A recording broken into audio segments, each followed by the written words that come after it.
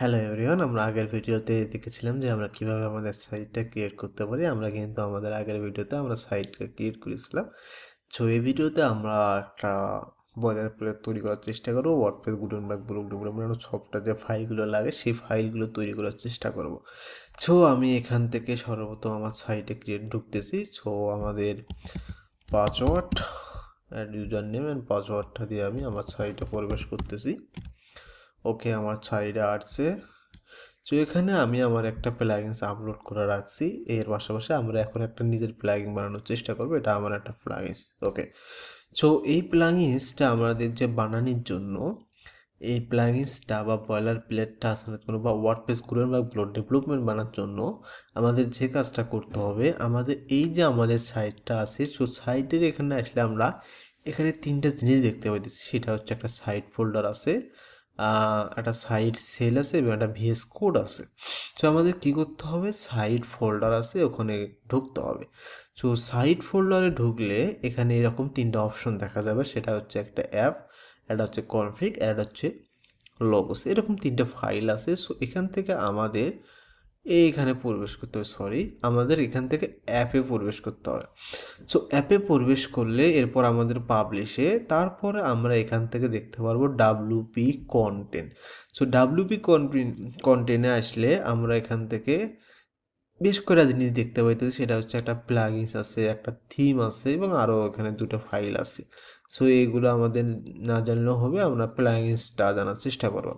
So এই প্লাগইনসে যদি আমি ঢুকি তাহলে আমি দেখতে পারবো আমার সুইফট ব্লক মেইন আমার যে প্লাগইনসটা আছে সেই প্লাগইনসটা এখানে আছে। কিন্তু আমি এখানে যদি দেখাই যে আমার সুইফট ব্লকস এই যে প্লাগইনসটা আছে এই ফাইলে কিন্তু সরি এই ফাইলে কিন্তু সেম আমার কিন্তু এই ফাইলটায় আছে, এই প্লাগইনসটা এখানে আছে। সো আমরা কি করব, একটা নিজের একটা এরকম একটা ব্লক তৈরি করার চেষ্টা করব। গুটেনবার্গে আমরা একটা বয়লার প্লেট বানানোর চেষ্টা করব।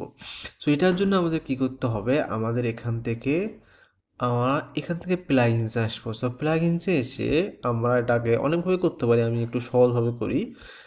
আমরা এটা কি করব, এই ভিএস কোডে আছে না, আমরা একটু ভিএস কোডে এনে আমাদের এই যে প্লাগইনসটা আছে এটাকে ড্রাগ করে এখানে ছেড়ে দেব।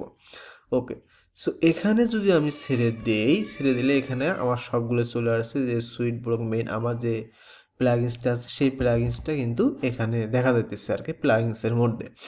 সো আমরা এখানে দেখতে পাইতেছি, এখানে যদি আমি টার্মিনালে দেখি, একটু জুম করে দেখি, এখানে যদি আমি দেখি তাহলে আমার এখানে কি আছে, আমার এখানে কিন্তু প্লাগইনসের মধ্যে আছে, প্লাগইনস ফোল্ডারে আছে।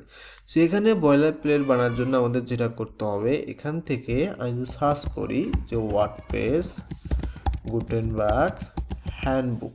ওকে, সো এখানে আমি গেলাম। সো এখানে গেলে আমি এখান থেকে কি করব, এখান থেকে আমি কুইক স্টার্ট এখানে আসবো। সো এখানে ওকে, এখানে আসতে পারি অথবা আমরা এখানেও যেতে পারি। সো এখান থেকেও যেতে পারি বা এখানে sorry get started with create block, আমরা এখানে আসলাম। ওকে, সো এখানে আসলে আমাদের এখানে এই যে জিনিসটা দেখতে পাচ্তেছি, আমরা এখান থেকে এই পর্যন্ত এটা কপি করে নেব আর কি। ওকে, সো কপি করার পর আমরা এখানে পেস্ট করে দেব। এরপর আমরা কি করব, আমাদের প্লাগইনসটা একটা নাম দেব। আমি এই প্লাগইনসটা সাপোজ নাম দিতেছি লান। ওকে, লানে যদি আমি ক্লিক করি, সো কিছুক্ষণ আমাদের সময় নেবে, এই প্লাগইনসটা কিন্তু এখানে শুরু হয়ে গেছে আর কি।